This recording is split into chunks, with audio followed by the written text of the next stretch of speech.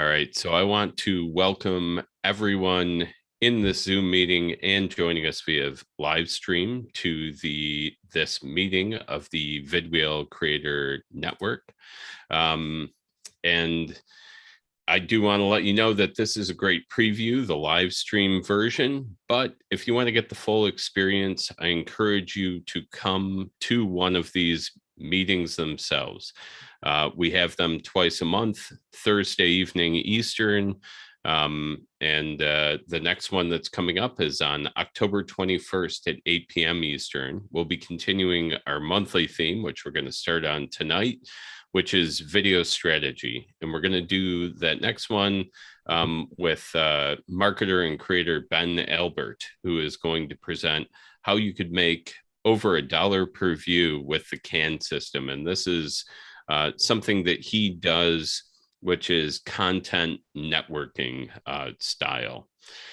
But tonight, we are going to kick off Video Strategy Month, and we're going to discuss this whole month on the Creator Network, how you can develop your video strategy so that you can get results. Throwing spaghetti at the wall doesn't work when it comes to video strategy, especially for solopreneurs and small businesses, because content can be too time-consuming to produce, and the learning curve can just be too steep to try just anything. So you want to get your strategy right. But how do you know if you got it right? If you put something together, how do you know if you got it right? And tonight, with the help from video professional and coach Nina Froriep, we are going to ask you some questions that could help you know whether you got it right. 12 strategic questions to ask before you start your video marketing is what Nina is about to jump into. So, Nina, thank you very much for taking time to speak to this group. Are you ready? I was born ready. Excellent. Let's Awesome. do it. All right, very good. Well, welcome everybody tonight. I'm very excited to talk to you in particular, since from what I understand, you all actually are in the process of creating videos. So it's not very often I get audiences that are nodding in anticipation of the videos they're going to produce one day, someday in the future. And to have a group that is actually in the trenches is super exciting for me. So video marketing, and with Neil, you probably have covered all of this. I always like to sort of just position the part of what I'm going to be talking about so you have the big picture. So I have just one slide I'm going to bore you with, which I'm going to pop up right now. Are you seeing a slide that says, what is video marketing? Yes. Yep. Okay, awesome. So this is just a super quick overview how I define video marketing, and it's basically based on any kind of audiovisual product that is being produced, be it a feature film, be it a TV show, or be it a corporate video for a Fortune 500 company, or for what you are doing to grow your business and attract ideal clients into your orbit, so to speak. So we have the strategy coming first, and that's what we will be focusing on today. Then we go into content creation from the strategy. We shoot, we edit, and then we distribute, or as I'm calling it, we host and we post.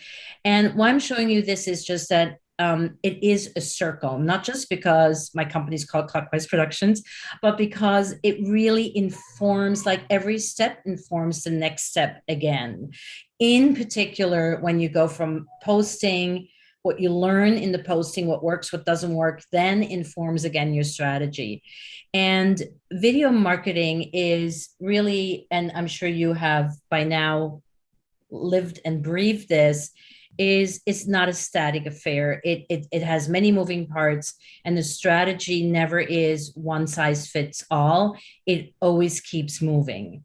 And to that effect, I kind of came up with, over the years of working with my clients, with sort of the 12 questions to ask yourself when starting with video, or when implementing even a new video strategy, even if you've already been doing video, that can ground you a little bit in this ever-moving affair that is video marketing. So I have these two worksheets There is a link in the comments for you to download if you want. But basically, if you have a piece of paper and a pen, that'll do the job. Can everybody see? Can we spotlight maybe, Neil, the sheet? Because I realize that the sheet is meant for the screen more than for actual. All right. Can you guys read this, or is this too small?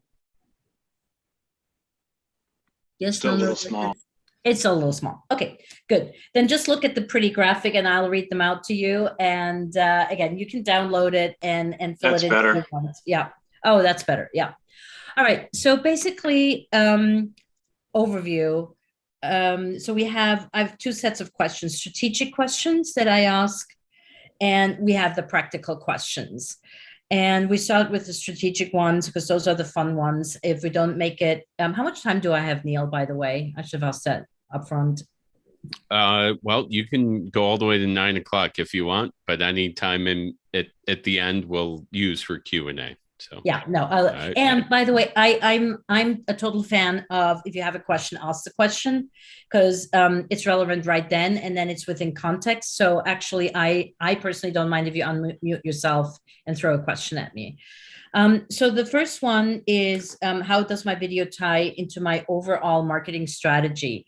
And it seems sort of a really logical question to ask. And I cannot tell you that about 90% of the people I work with never ask that question, never really take that step back and say, what do I want the videos to do for me? What am I doing already? So Lynn had mentioned when we just met each other that she has a blog. She's been blogging for 6 years. She's now moving the blog to once a month rather than weekly, and is replacing the other 3 weeks in the month with video. That is a strategy. That is how she figures out it's going to work out for her. And again, it's a test run probably, or it's something that you see to look how it works. But just throwing out video because somebody said it's cool to do so, that's not a strategy. So, and I'm sure, Neil goes into that with you in detail, but I just wanted to that's sort of the first overall question you want to ask yourself. The second really important question, and it has ramifications down to your scripting, to your shooting, to your editing, and to your posting, which is, what is my video's context? So where is my video going to live? Is this a video that is on my website? If it's on the website, you might get away with no graphics at all because it's embedded in an environment where it's very clear who you are, what where the video is and why it's there. If the same video were to go onto LinkedIn, let's say, which is my home, my digital home, then I'm going to make damn sure I put my logo on there, I put my name on there, I put a title on there, I might, and then of course my call to action at the end is going to be very different on my website than it is on social media. So being aware and thinking it through where your video is going to play, and if it plays multiple places, you might want to shoot the same video with different endings. So if I shoot a video on LinkedIn, my go-to call to action, if I'm not selling something, is going to be a content question. So at the end of the video, I'm going to say, so I would love to hear from you in the comments below. What is your opinion to XYZ, what I just said? And that's a really nice way of engaging people without coming across as salesy or anything too harsh. But I need to know that before I shoot the video, that is where the video is going to be, and that is what I wanted to do. Any questions so far? No. Okay. At least the ones I can see are all nodding no. Then the really obvious question, who is my audience? And we can all talk about niching or niching until the cows come home. But, the tighter your niche, the tighter your target audience, the easier it is to speak into that when you create video. And it also informs you as to question number 4, which is, on which channels does my audience hang out? So other than creating a video for your website, let's say, where is your posting happening? What is the one, I always say there's like, you want to have one social media platform that you do superbly well, where you invest your engagement time. So for us, that's LinkedIn. So I spend a lot of time on LinkedIn. I have VAs that help me with LinkedIn, and we do LinkedIn really, really, really well, because over 50% of our clients come from inbound LinkedIn traffic. So total strangers that find us on LinkedIn and like what they hear. And yes, I'm on Facebook and I do a little something on Instagram, but those are more sort of beauty contests. It's not really, I don't engage over there and I don't get clients from it. But, since we have the content and it's a cut and paste affair, and I have a VA doing it, a VA, by the way, a virtual assistant, it's easy to do, and it's just 5 minutes more a day. So we do it. But being clear on who your audience is and where they hang out, that is worth some deep thinking. Then what do you want your prospects to do after, and there's a T missing there, watching the video? So there we go. Really, really important. And it ties in with your overall marketing. It ties in with your video's context, and it ties in with your audience. So if I have an audience that is catching me on my website and they found me after they Googled me, and I'm going to ask them to sign up for a one-on-one call with me, that's not going to work that well, right? That's sort of, I just met you, please marry me. But if it's somebody who heard me speak at an event or saw me at a networking event and I say, hey, why don't you book a call with me? That is super appropriate, because we've now already had a much different rapport. So being aware what your call, so this is really, this is all about call to action, right? Is everybody aware of what a call to action is? Do not need to go into detail on that. Okay. So your call to action is really, that's the key of every video that you create. Yes, of course, your content is super important, and that you showcase your expertise and that you show yourself as you are. So when people actually connect with you, they're meeting you, the you that they met on the video, and not some completely different you, which is a whole other talk I could be giving. But you want to make sure that you're focused on what you want people to do after they've watched your video. And I see so many people do really nice videos, and then they just at the end it's like, bye. I'm like, no, where's the call to action?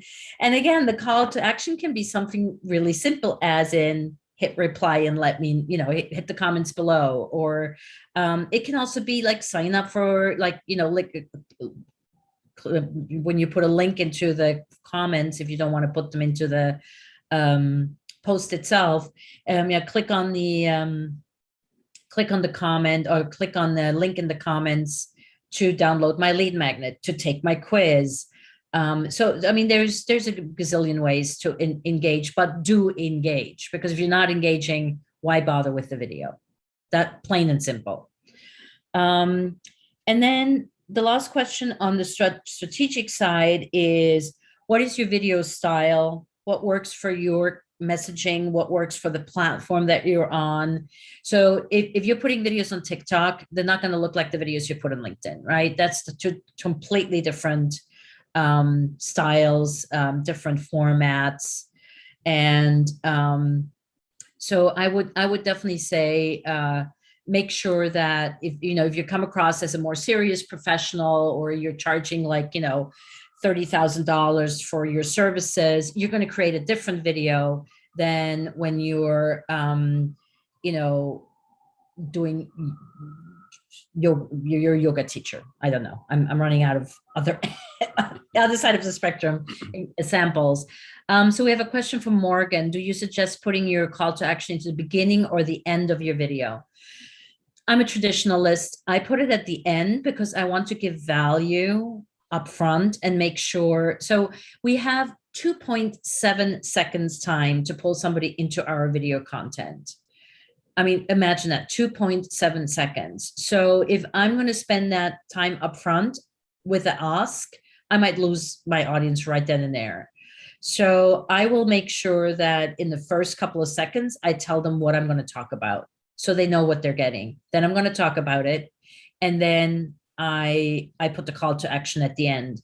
However, most videos that you post on social media are going to be accompanied by a post, a written post, right? So you're not just going to put up a video on LinkedIn or Facebook and not write something. So you have an opportunity to double up on your call to action and put it also into the post.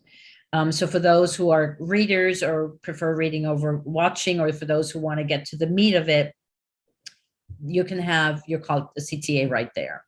Does that answer your question, Morgan? I don't see you. Yes, it does. Thank you. Okay, awesome. Great. There is another question in there. I was about to read that one off to you, but you beat me to it.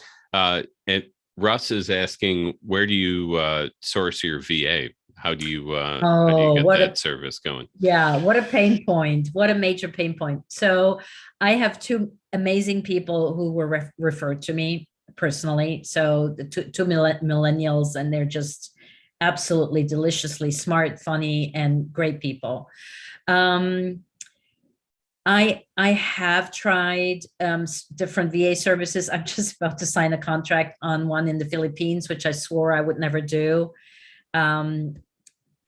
There's so many out there. There's basically, yeah, and it's not my expertise. So I'm trying the Filipino route through an agency, no longer one-on-one.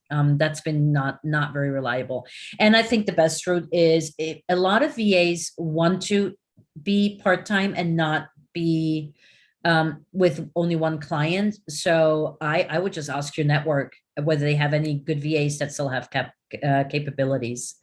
I think that's a great way. That's how I got my first, the two people that work with me now. They're both, one is 25%, the other one is 50%. And they're American. They're young career people in the arts, and they do this on the side, and they do a fabulous job. That's been my best experience. Excellent. I've had good luck to add to that, not for VAs, but for other like specialized freelancer work using Upwork. So I would give them a plug. Their system's pretty easy, and you can go either international or keep it in the US or North America, and you have options. So excellent. Good question. All right. So we were at video style, and yeah. So any questions on the style? Because I think that is kind of it is everybody's own where they land. I feel that this is sort of very super personal. If we're good with that, I'm going to move on to worksheet number 2. So these are sort of the practical considerations, which I find I find them to be very easy to answer, but maybe you don't. So what is your time frame? By when do you need your videos? And that is a question that we kind of often, that sort of falls into the someday, one day category. So what I do is I have a massive Excel spreadsheet, and I sit down with my team every quarter, and we plan out the next 3 months. And that is everything from, okay, we're going to do a mini video challenge in November. We're starting November X. We're going to calculate back 6 weeks to give us 6 weeks time to pedal it. And what kind of videos do we need to pedal it? An announcement video, a why you should do the challenge video, maybe in the second one, why you should do the challenge video, and then last call, and the last call after the last call video, and then maybe a landing video for the page, for a landing page. So we plan that out. We have a masterclass. We need a video for the masterclass. We are launching a new product. We need 6 videos for that. And then we really make sure that because if you don't plan it out, it's oh shoot, I don't have the video. Okay, I'm just going to write a post, or and then video always becomes a thing that you're going to do one day or someday and never day. So I find that the planning to be hugely important. And for instance, right now I'm building a new course on the Kajabi platform. I'm shooting nearly every Sunday. So now I just tell my team, I'm like, you want any new videos, anything? I was like, Sunday is my shoot day. My hair will be done. My makeup will be on. If you have any videos that you need, throw them my way. I'll just knock them out as I'm doing, the videos for the course. So the time frame is really important, because you want to have like a 6-week lead time to lead up to a launch or to a new product, etc. So make sure that you also give yourself enough time to create the videos before then. Then the second question here is, what assets do you have available?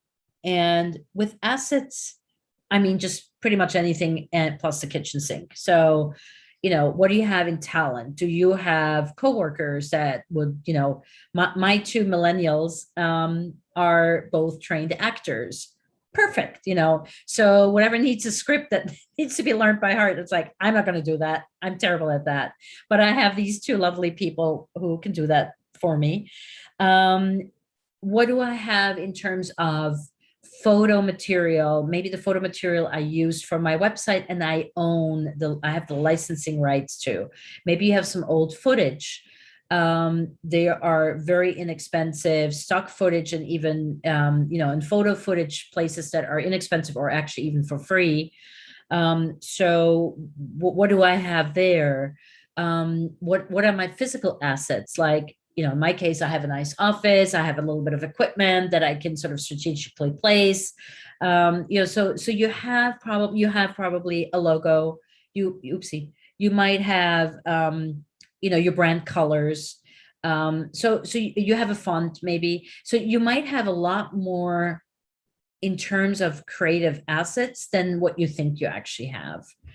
So taking stock of those, especially when you're starting, can be very helpful, not just for you to think about the style of your videos and what are the color schemes, or what kind of mood do you want to set, but also in terms of, the editor is going to be like, hey, I need a PNG of your logo, or I need the original Illustrator file or Photoshop file. So if you know where that stuff is, it's just going to make your life so much easier when you have that handy in a folder and can just give it to whomever is helping you. And even if it's you, like whenever I started editing, I actually edit all my videos on my phone, on my iPhone. I love InShot. It's a great tool, great app.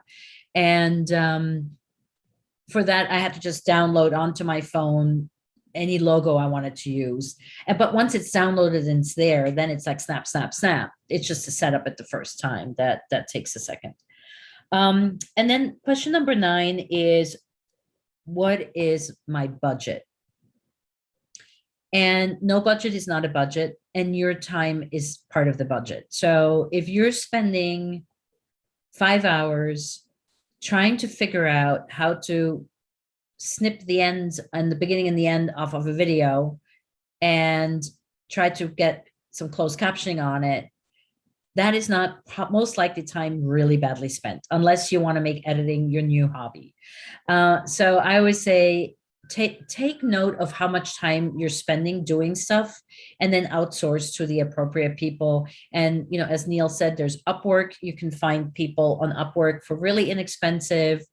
A lot of virtual assistants know how to do basic editing. That doesn't make them an editor, by the way. An editor is a really high skilled profession. But trimming a video a little bit and throwing a logo on it and a title, you know, nearly anybody can do that. So there's many ways to get help so you can focus on what you need to focus on, which is most likely sales and client retention work. So have a budget, even if it's a time budget, but have a budget. Because you'll be surprised how quickly you go over that budget, and you kind of need to go to Jesus and figure out whether you want to have some help or not. Sorry.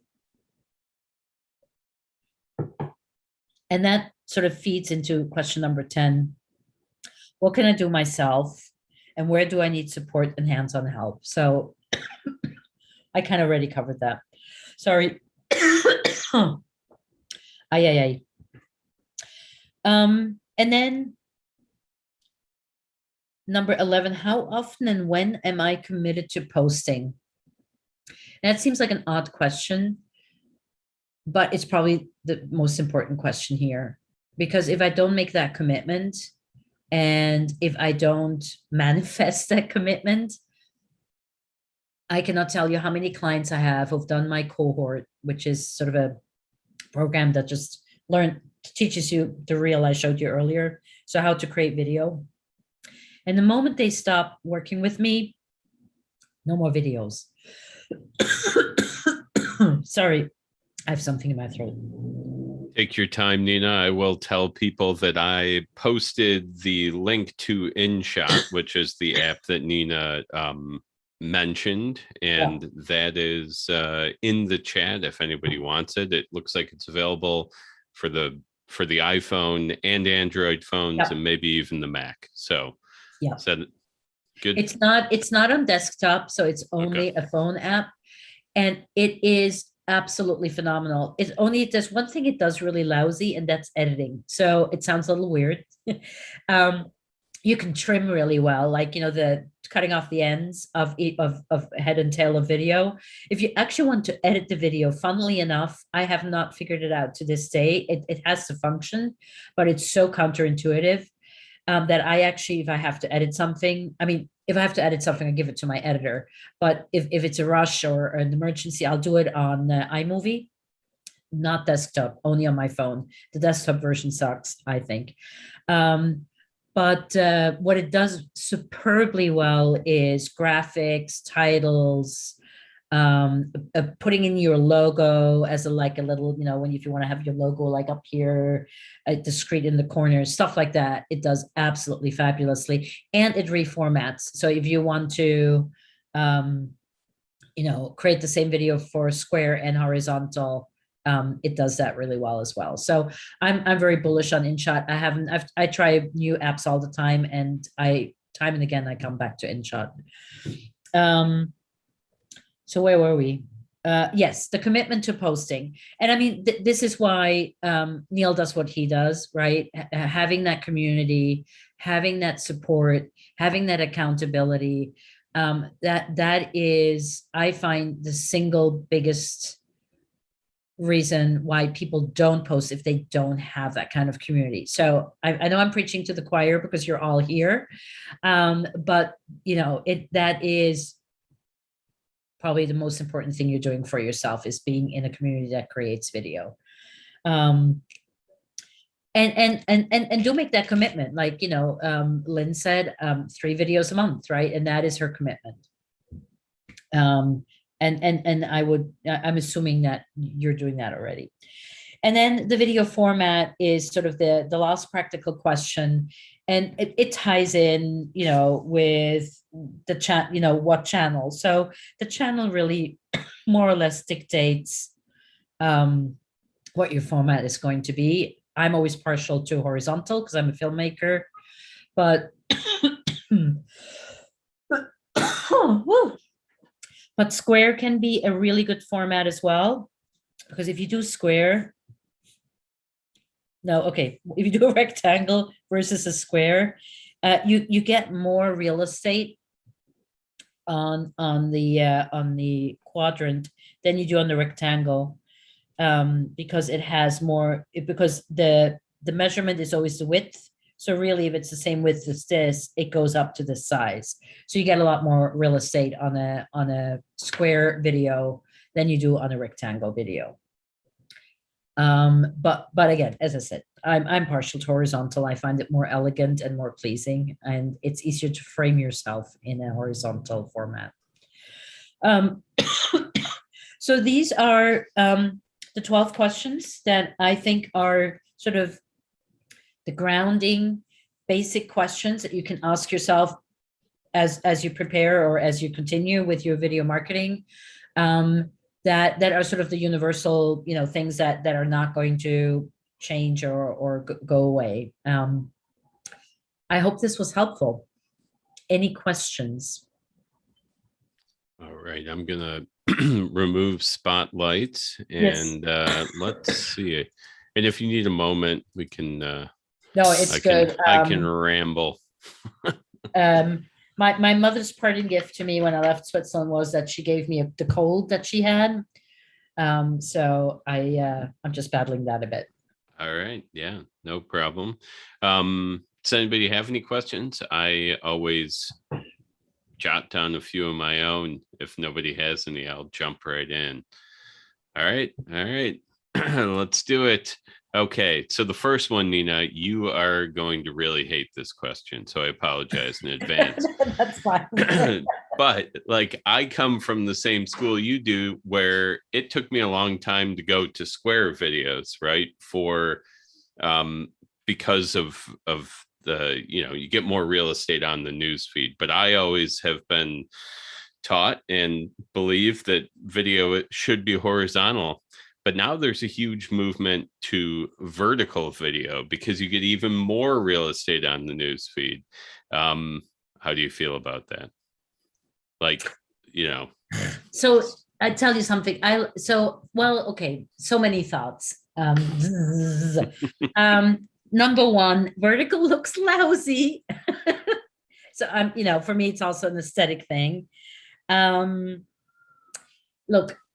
And vertical looks lousy on YouTube, by the way. And I use, YouTube is my library. And no, I think all sort of joking aside, we're creating these videos to connect with the people that we want to connect with, right? To show people that we're relatable, we are genuine, we're authentic, we are.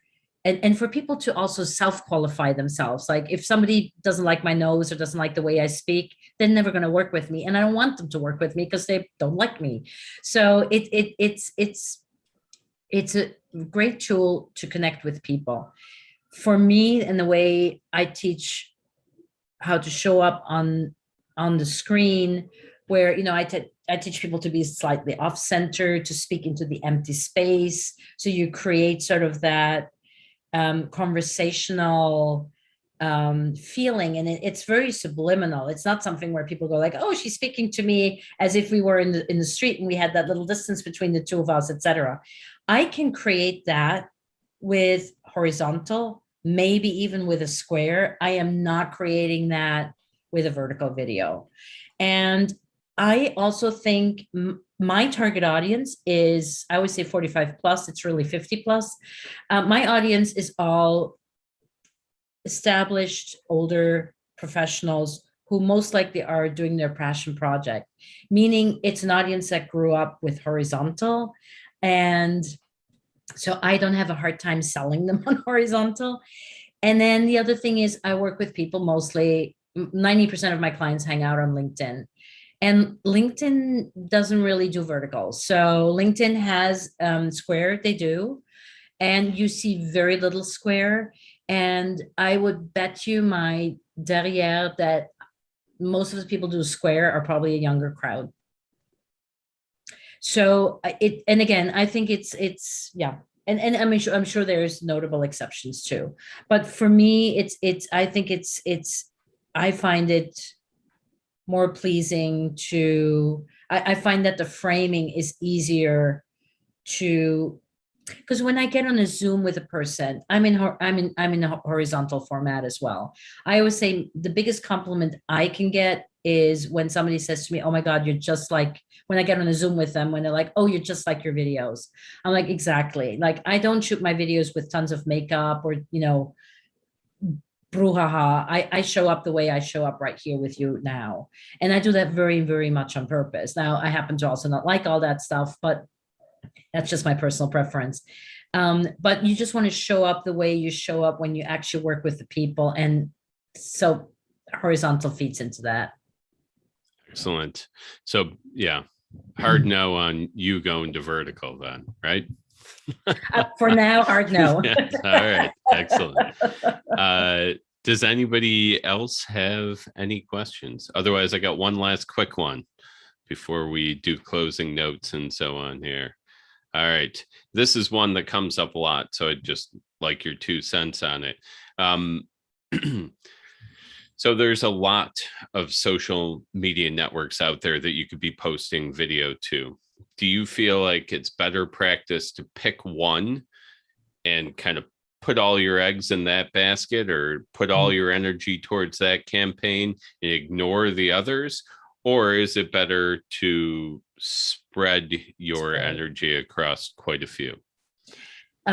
It's an interesting conversation. So only about 2 years ago, I would have said spray, go everywhere. You've got the content, you've got the video, do it.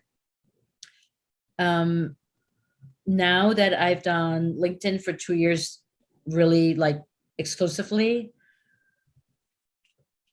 I have so many hours a day and so much attention span.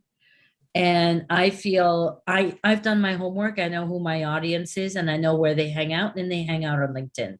And yes, I have coaches who I'm working with this one woman, she makes millions and she's on Facebook. And I'm like, Facebook is not my audience. Facebook is not my style. Facebook is not my voice. I'm staying on LinkedIn, and I'm doing fine on LinkedIn. So yes, I post on other platforms as well, but I don't put my energy there, right? So I have a virtual assistant every morning at 10 a.m. and we always post at 10 a.m. We are in pods, in LinkedIn pods, where we comment on each other's and like each other's content, always at 10 o'clock every single day, Monday through Friday. And it's a group of 30 people, so it really gives you a nice boost. And that's where we focus on. If I was bigger, maybe one could hire somebody to do this for us on Facebook. But I would say focus on one and do it really well. Excellent. That is bottom great. Yeah, that's great advice. I agree. All right, so we are coming to the end of our time here. So I am going to go ahead and say thank you very much to Nina for presenting to us tonight. Thank you to all of you who joined us via live stream. And to all of you, again, don't miss that next meeting that we have coming up on October 21st at 8 p.m. Eastern as well. That's Ben Albert, who will be presenting how you could make over $1 per view with the CAN system.